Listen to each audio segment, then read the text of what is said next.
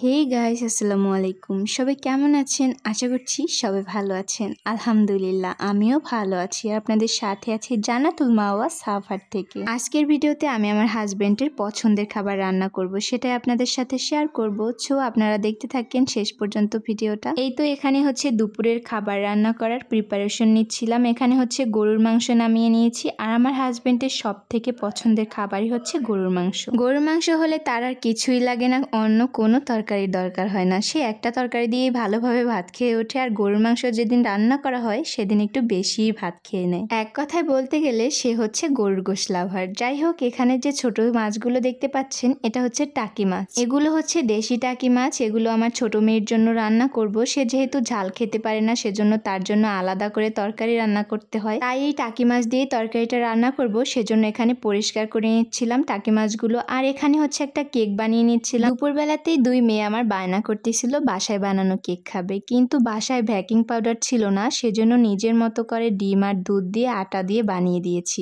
অনেকটা কেকের মতোই লেগেছিল। যেহেতু কেক বানানোর ভিডিওটা আপনাদের সাথে শেয়ার করতে পারলাম না, কারণ আমি ভিডিওটা নিতে ভুলে গেছিলাম। ট্রাস্ট মি, অনেক মজা হয়েছিল। কেকের থেকেও মনে হচ্ছিল যেন অনেকটা মজার ছিল। আর এই তো এখানে পটল আলু দিয়ে টাকি মাছের ঝোল রান্না করে নিয়েছি আমার ছোট মেয়ের জন্য। এরপরে হচ্ছে গরুর মাংস রান্না করার জন্য সব ধরনের মশলা পরিমাণ মতো দিয়ে দিয়েছি। তারপরে এটাকে একটু মাখিয়ে নিব। ভালোভাবে মাখিয়ে যত নিবেন গরুর মাংস ততই কিন্তু মজার হবে। পরিমাণ মতো সব ধরনের মশলা দিয়ে দিয়েছি, শুকনো মশলাগুলো। তারপরে এখানে পরিমাণ মতো পেঁয়াজ কুচি দিয়ে দিয়েছি। আর এর মধ্যে কিন্তু আমি গরুর মাংসের মশলাও অ্যাড করেছি। যেহেতু আমি ঘরোয়া টাইপের মশলাটা একটু বেশি দিয়েছি, তাই এখানে গরুর মাংসের মশলাটা বেশি দিলাম না, পরিমাণ মতো অল্প করে দিয়েছি। সামান্য পরিমাণে সয়াবিন তেল দিয়ে ম্যারিনেট করে নিয়েছি। আমি এখানে তেলটা অনেক কম ইউজ করেছি, কারণ গরুর মাংসে এমনিতে তেল উঠে যায়। গরুর মাংস রান্না করার পরে এমনিতেই দেখবেন অনেক চর্বির তেল উঠে উপরে, সেজন্য সয়াবিন তেলটা একটু কম দিলেই ভালো হয়। আর এই তো ম্যারিনেট করা মাংসটাকে ভালোভাবে এখানে কষিয়ে নিচ্ছিলাম। যেহেতু এটা কুরবানির গরুর মাংস, তাই খুব তাড়াতাড়ি সেদ্ধ হয়ে গেছিল।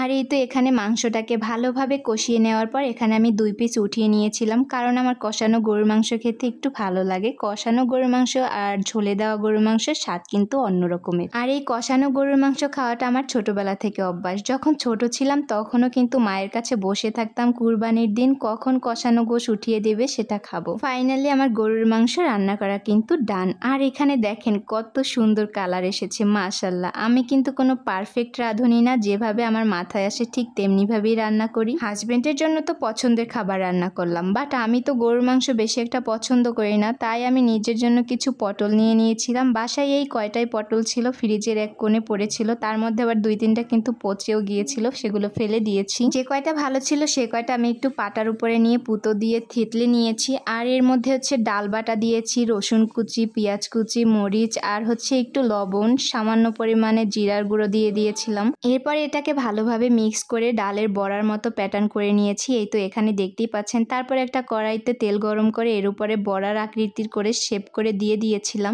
যেভাবে ডালের বড়া ভাজে সেভাবে কিন্তু ভেজে নিচ্ছিলাম এপিট ওপিট করে। যখন এটা একটু ব্রাউন কালার হয়ে আসবে তখন উল্টে দিব। এক পাশে একটু ব্রাউন হয়ে আসলে অন্য পাশটা ভাজতে দেওয়ার জন্য। 2 সাইডে যখন ব্রাউন কালার হয়ে যাবে তখন এগুলোকে ভেঙে মিক্স করে নেব, ভাজির মতো করে নেব। এতে করে কিন্তু ফ্লেভার আসবে একদম বড়ার মতো। ভাজিটা হওয়ার আগ মুহূর্তে এখানে একটু নাগামরিচ দিয়ে দিয়েছি। এটা কিন্তু অপশনাল, আমার হাতের পাশে ছিল সেজন্য আমি দিয়েছিলাম, আপনারা না থাকলে নাও দিতে পারেন। আলহামদুলিল্লাহ, এই তো আমার দুপুরের খাবার কিন্তু অলরেডি রান্না করা ডান। এরপর আপনাদের ভাইয়ার সামনে নিয়ে চলে আসলাম, আর এখন রেজাল্ট জানার পালা। সে তো দেখে অনেক অবাক। যেহেতু বাসায় সবসময় রান্নাটা আমার শাশুড়িমাই করে থাকে, আমি সবসময় রান্না করি না, মাঝে সাঝে করে থাকি। আর এখন যেহেতু তারা কেউই বাসায় নেই, আমি আর আপনাদের ভাইয়া আর আমার 2 বাচ্চা, তাই এত সুন্দর গরুর মাংস রান্না দেখে আপনাদের ভাইয়া তো অবাক। বলতেছে তুমি এত সুন্দর করে গরুর মাংস রান্না করো, আগে তো জানতাম না। সে খেয়ে তো অনেক খুশি, আর আমাকে বলতেছিল আমাকে খুশি করার জন্য অন্য কিছুর দরকার নেই, শুধু 1 প্লেট গরুর মাংস রান্না করে দিলেও তাহলেই কিন্তু আমি অনেক খুশি হব। আর এই কারণে আমি অন্য সব রান্না খুব দ্রুত শিখতে না পারলেও গরুর মাংস রান্নাটা কিন্তু খুব দ্রুত শিখে গেছি। ট্রাস্ট মি, আমি নিজে রান্না করেছি গরুর মাংস,